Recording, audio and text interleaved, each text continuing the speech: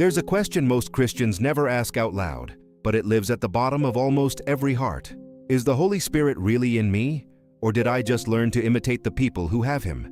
I've watched people spend decades in church singing, serving, leading, and at the first serious storm, everything collapsed. And the question left behind was always the same. What was missing? Today I'm going to show you 5 signs every Christian needs to know. Not the signs religion invented, the ones the Word describes. And the 5th one is what almost nobody mentions, and it may be the most revealing of all. First sign: you feel uncomfortable with sin before anyone catches you. Picture the scene. 2 people commit the same wrong. The first one is destroyed because she got exposed, because the consequences arrived, because her image took the hit. The second one is destroyed because she failed, because that wasn't who she wanted to be. That difference looks small, but it's everything. One is mourning her reputation. The other is mourning the distance she just put between herself and God. Same act, 2 completely different hearts. The Holy Spirit produces conviction. Not religious guilt, not fear of punishment, but a living awareness that something is wrong on the inside. John 16:8 says that when the Spirit comes, He will convict the world of sin, of righteousness, and of judgment. That word, convict, isn't about punishing. It's about lighting something up, revealing it. Whoever has the Spirit feels sin bother them before any consequence shows up. Not because they got caught, but because something inside already refuses to accept it. Think about it honestly. There are wrongs you could commit today, and nobody would ever know. No camera, no witness, no fallout. And yet something in you would still feel the weight of it. That weight isn't your upbringing. It isn't fear. It's a presence. That's a living sign, and it's where everything begins. Second sign: you hunger for God in the moments when you need nothing. When was the last time you opened the Word? Not because you were in crisis, but because you wanted to. Not out of obligation, not out of fear of getting it wrong, out of genuine desire. A lot of people know God as an emergency resource. They call on Him when they need Him. They switch Him off when they've solved the problem. The prayer life rises and falls with the size of the problem. Big crisis, big prayers. Calm season, silence. But the Holy Spirit changes the very nature of the relationship. Paul wrote to the Ephesians, "Be filled with the Spirit." And that phrasing describes a continuous process, one that doesn't stop, that isn't satisfied with the bare minimum. Whoever has the Spirit develops a thirst that Sunday doesn't quench, that a quick devotional doesn't resolve. There's a hunger that wants to go deep. And here's an important turn. You don't generate that hunger. You don't wake up one day and decide to be thirsty. That hunger is a symptom. It's the Spirit inside you, pulling you upward, the way a seed pushes toward light it has never seen. Are you feeling that pull, or do you only look for God when life squeezes you? Be honest with that answer, because the answer tells you more than 100 worship songs ever could. Third sign: you love people who don't deserve your love. Remember Stephen? They were stoning him. He wasn't in some comfortable theological debate. He was dying, stones breaking his bones. And the last words that came out of his mouth, the very last ones, asked forgiveness for the people throwing the rocks. Pause on that. The natural human response to someone destroying you is to curse them, to swear they'll pay. Stephen blessed them. That's not advanced self-control. It's not positive psychology. That's fruit. Galatians 5:22 lists the fruit of the Spirit: love, joy, peace, patience, kindness, goodness, faithfulness, gentleness, self-control. And those fruits share one trait we rarely notice. They all show up under pressure. Not when everything's fine, when everything's hard. Anyone can be patient in an empty room. The test comes when the person who wronged you walks in. The sign isn't that you never get irritated.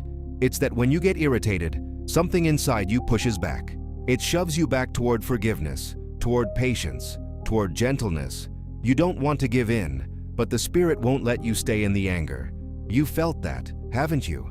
That moment where you have every right to stay bitter, and yet something in you keeps loosening the grip. That internal conflict you feel has a name. It's the Spirit refusing to let you become small. Fourth sign: you're being transformed without trying as hard as you should have needed to. This is where most people get it wrong, and I need to be direct. There's a version of spiritual growth that works like this. I identify my flaws, I build a plan, I discipline myself, and if I'm consistent enough, I change. That's self-improvement with biblical vocabulary. It isn't the work of the Spirit. Genuine transformation has a strange feature. You look back and realize you changed things you were never able to change.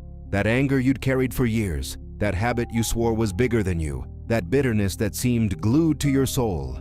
You fought those things directly for ages and lost every round. Then one day you notice the fight is just over.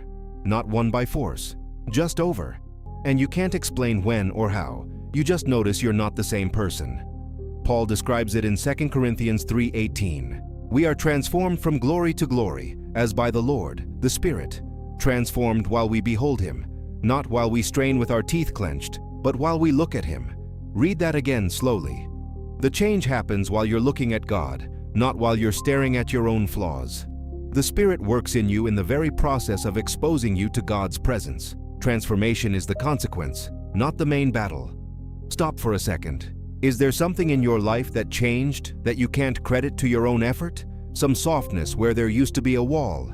That's not maturity. That's the fingerprint of the Spirit. Fifth sign, you start to care about something bigger than your own life. This is the one we mention the least, and maybe the most revealing. Most people expect the Holy Spirit to produce more inner peace, more comfort, more personal security, and He produces all of that. But He doesn't stop there.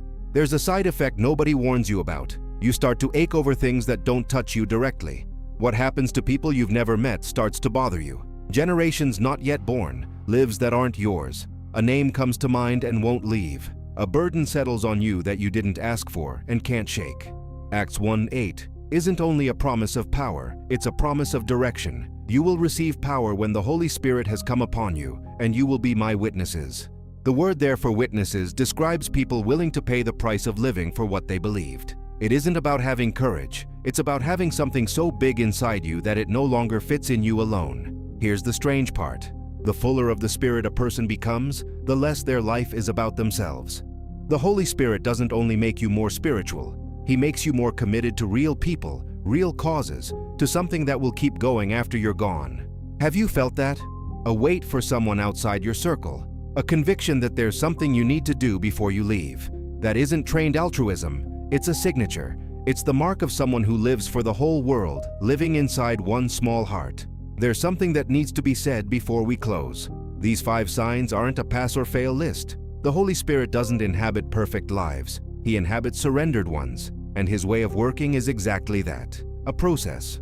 Maybe you recognize 2 or 3 easily, and the others still feel far off. That's all right. What matters isn't where you are right now. It's the direction you're turning your face. Because the Spirit isn't looking for performance. He's looking for surrender. So carry 3 questions with you this week. Where have I been seeking God? Only in the crisis or also in the silence? Is there a transformation in my life I can't explain by my own effort? And is there someone outside my own life the Spirit is asking me to care for, and I've been ignoring it? If this video moved you, go to the comments right now and write this line. Holy Spirit, shape me with no shortcuts. Just that. And if you know someone caught in that exact doubt, whether they really have the Spirit or only have religion, send them this video today. Sometimes the word that sets a person free doesn't come from a pulpit. It comes from a friend who cared enough. If you want to keep going deep like this every week, stay with me here. No filler, no surface level talk, just the word, straight to the point. And I'll leave you with this. Whoever has the Spirit has more than doctrine. They have life.